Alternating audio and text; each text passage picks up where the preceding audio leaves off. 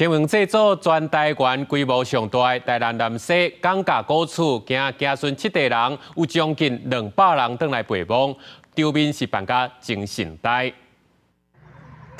手客青香祭拜，则阁由江家古厝的主事江明德代表献茶、酒、花果，带领众人画金，表达对祖先的追思之意。逐年到了清明节祭祖的时节，来自全国各地的江家子孙，拢会倒来故乡扫墓，死了就将近200人。依据江家的开基阿太祖墓前来敬拜，场面是真壮观。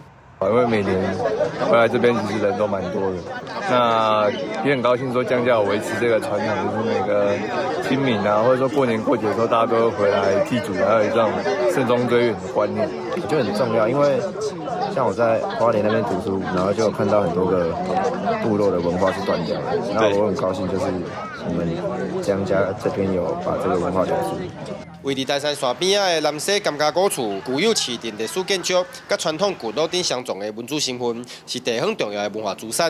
更是全台到现在保存完整上大的单姓宗族的聚落，因此嘛保留了每当到了清明节祭祖，来自全国各地的江家子孙拢来倒来故乡扫墓。到现在已经是19世至25世同时祭祖，7代同堂的场面。追思陪墓的嘛，大概伫咧100-200人啦。 上长辈的辈分是19代，上少年的来到25代。做先祖安尼所留落来遮的物件哦，大家是受益良多啦。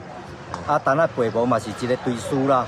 哦啊，大家嘛真欢喜。哦啊，每年会当来祭祖。分布在各地的子孙，大概有几个时间点会回来了。那一个是清明祭祖，那第二个就是我们在农历6月20号。 构成的一个定的仪式，就是这1年来出生的男丁，把它列到我们的族谱里面。